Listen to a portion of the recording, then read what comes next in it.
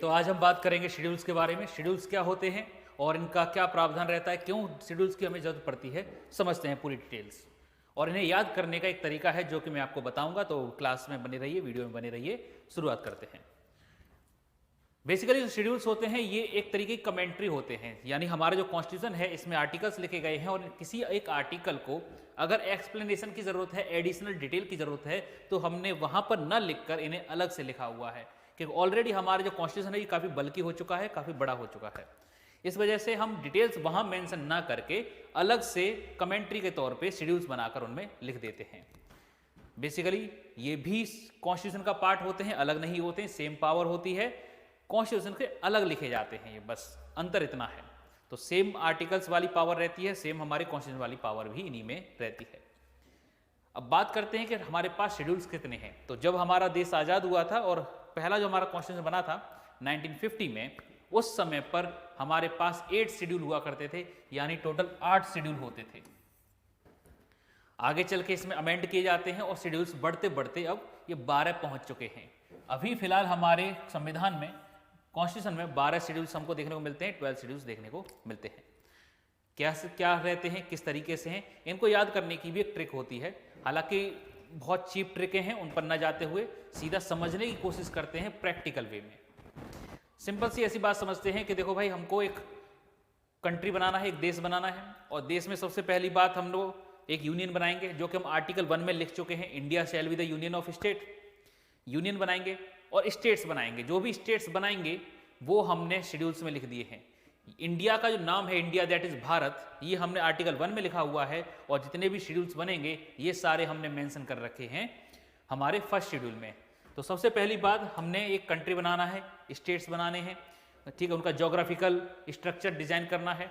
एक बार हमने उनका जोग्राफिकल स्ट्रक्चर डिजाइन कर दिया, यानी नेम्स ऑफ शेड्यूल्स हमने मेंशन कर दिए, नेम्स ऑफ स्टेट मेंशन कर दिए कि हमारे पास कितने स्टेट्स रहेंगे। इसके बाद अब हमें उस कंट्री को चलाना भी है।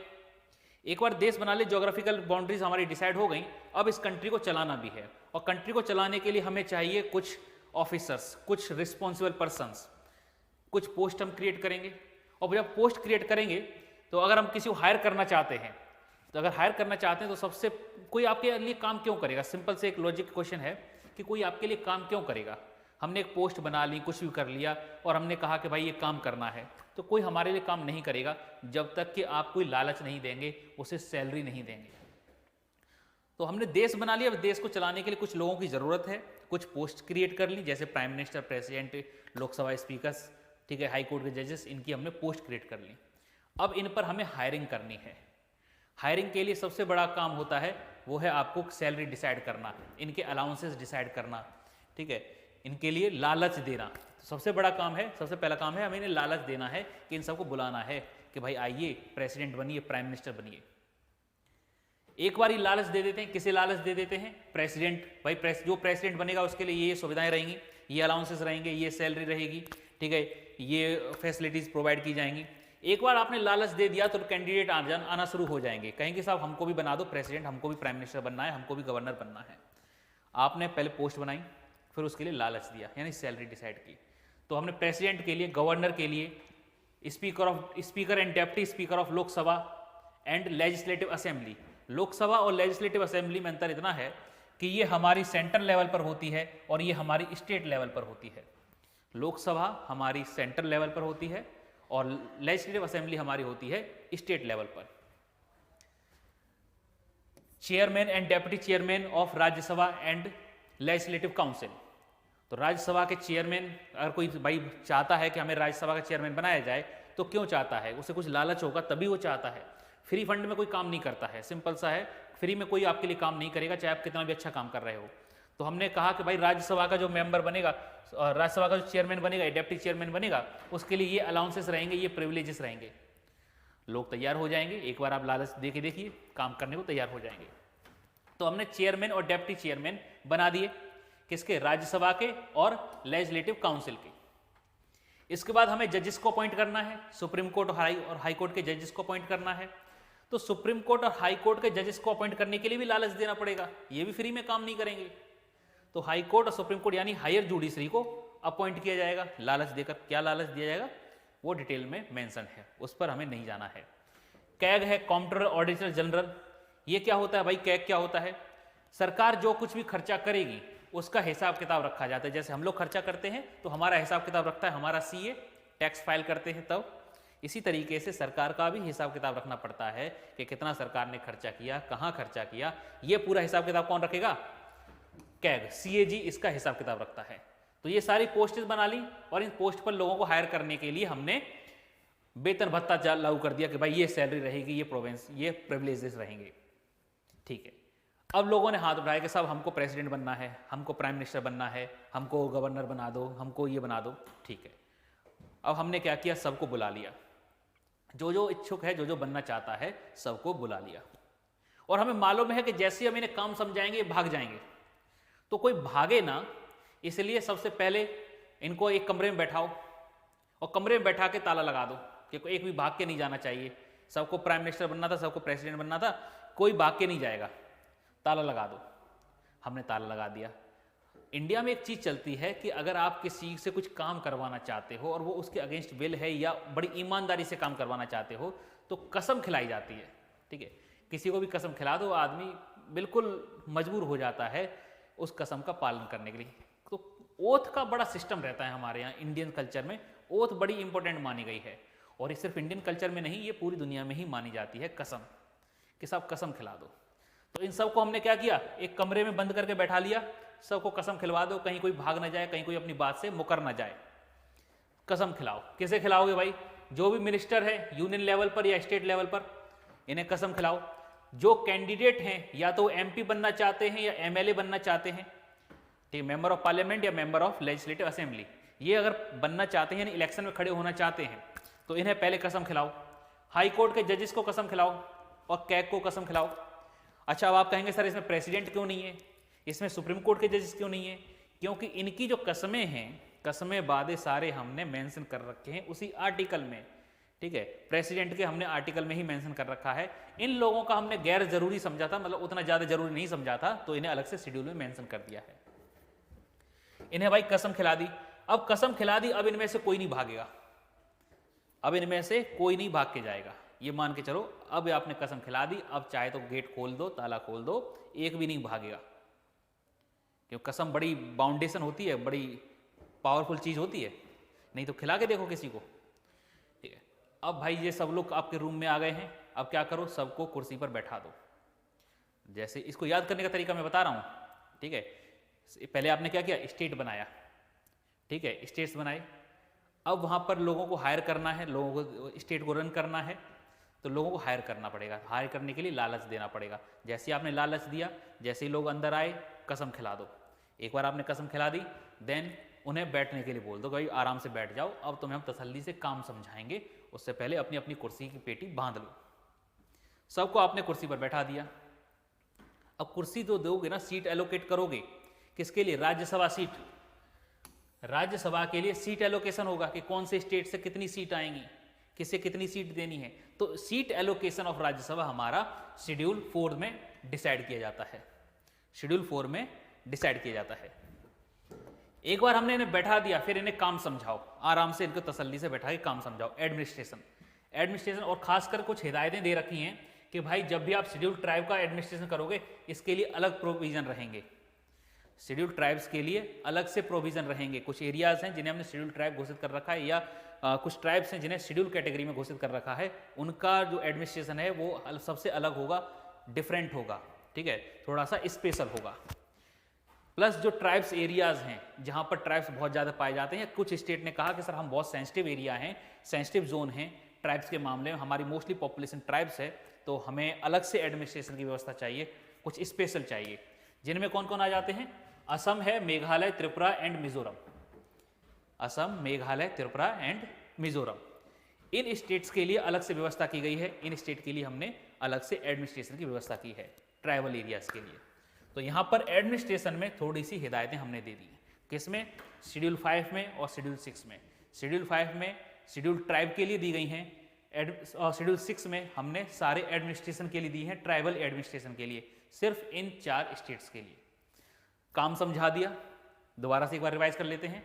पहले स्टेट बनाया, स्टेट को चलाने के कुछ लोगों को हायर करना पड़ेगा, तो लालच दिया, सेकंड शेड्यूल क्या है हमारा, अलाउंसेस एंड प्रिविलेजेस। एक बार आपने लालच दे दिया सबको कसम खिला दो ताकि ये भाग ना जाएं, तो हमने ओथ खिला दी। सेकंड शेड्यूल और थर्ड शेड्यूल ओथ, फिर इन्हें बैठने के लिए बोल दो, आराम से सब बैठ जाएंगे। तो फोर्थ शेड्यूल में सीट एलोकेशन हो गया। फिफ्थ शेड्यूल में और सिक्स शेड्यूल में, दो शेड्यूल में हमने इन्हें काम समझाया है, ठीक है, काम समझाया है एडमिनिस्ट्रेशन का। एक बार ये 6 काम हो गए, 6 शेड्यूल्स हमारे हो गए, काम समझा दिया। काम समझाने के बाद हमारा नेक्स्ट आता है, ये लड़ेंगे आपस में, डिवीजन ऑफ पावर। रिस्पॉन्सिबिलिटी दे दी लेकिन पावर नहीं दी है। नेक्स्ट शेड्यूल में हम इन्हें पावर देंगे, यानी डिवीजन ऑफ पावर।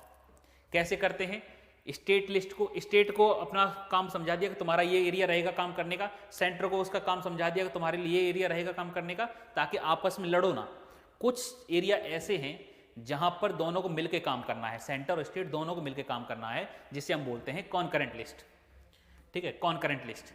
अगर हम बात करें यूनियन लिस्ट की, तो यूनियन लिस्ट में स्टार्टिंग में जब ये बना था, संविधान बना था 1950 में, तब इसमें टोटल होते थे 97 वर्ग। इसका काम इंक्रीज करके 98 कर दिया गया, यानी 97 पहले वो एरिया होते थे जिन पर यूनियन अपना लॉ बना सकता था, और अब ये बढ़कर हो गया है 98, यानी इसमें इंक्रीमेंट हुआ है।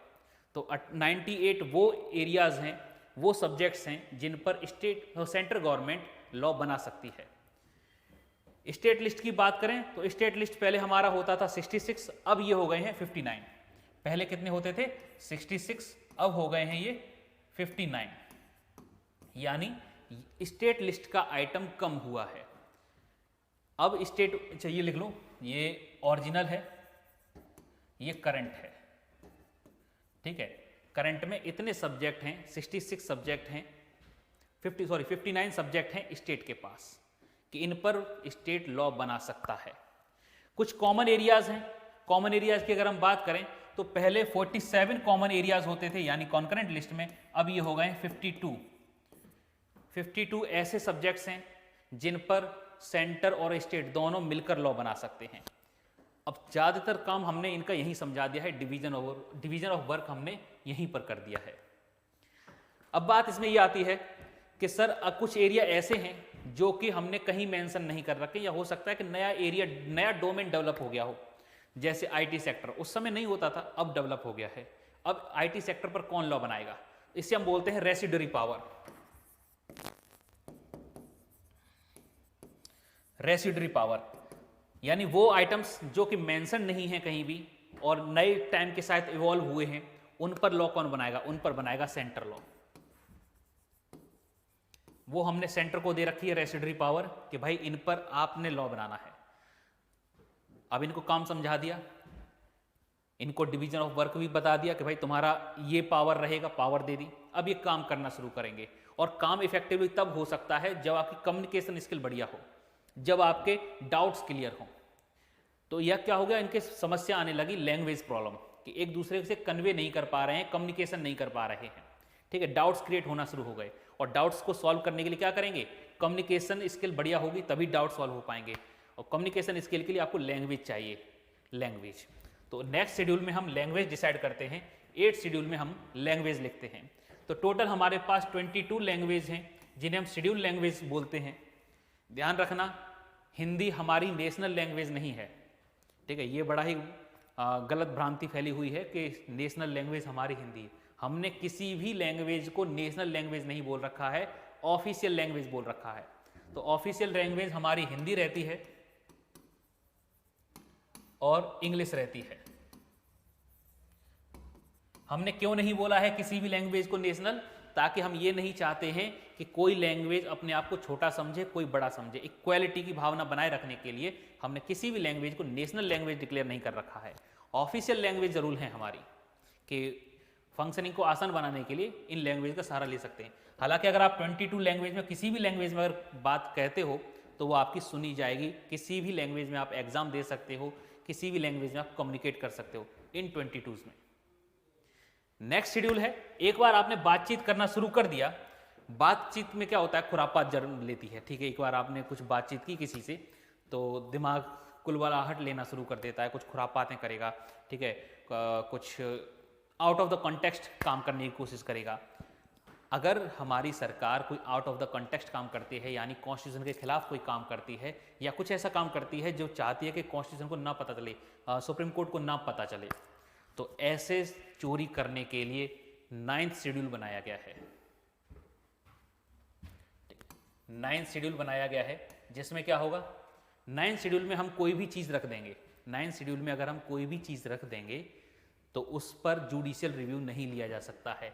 यानी 9th शेड्यूल में जो भी आइटम होंगे ये आउट ऑफ जुडिशियल रिव्यू होंगे।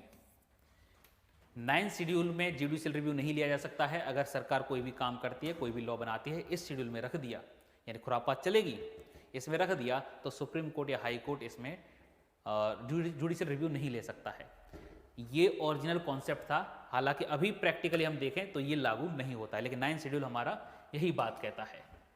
बात करते हैं 10th शेड्यूल की। मैंने कहा एक बार आपने बात करना शुरू कर दिया 8th शेड्यूल के बाद, अब आपके दिमाग में खुरापात सूझेगी, वो सूझती भी है।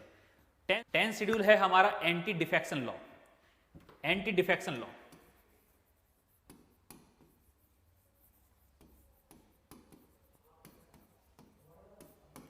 शेड्यूल है हमारा एंटी डिफेक्शन लॉ।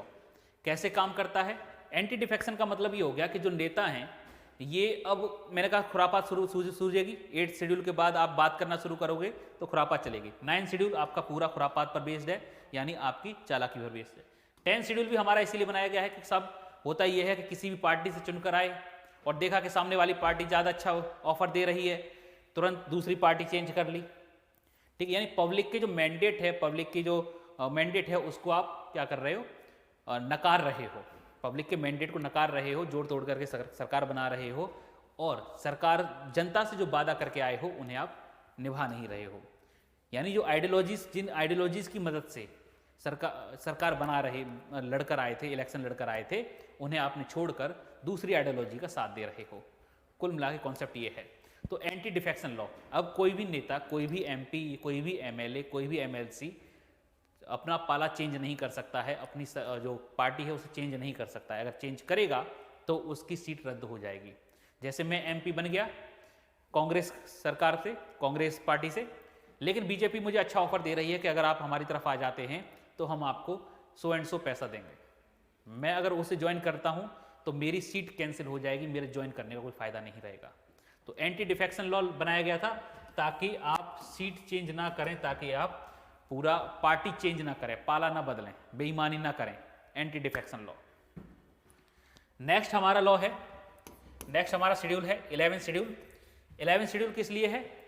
11th और 12th शेड्यूल ये हमारे आते हैं। 11th शेड्यूल हमारा बोलता है पंचायती राज, पंचायती राज, और 12th शेड्यूल बोलता है म्यूनिसिपैलिटी।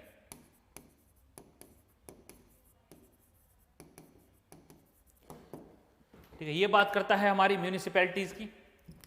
यानी हमारा ये आया है 73rd अमेंडमेंट से और ये आया है 74th अमेंडमेंट से। 73rd amendment and 74th amendment 1992 से।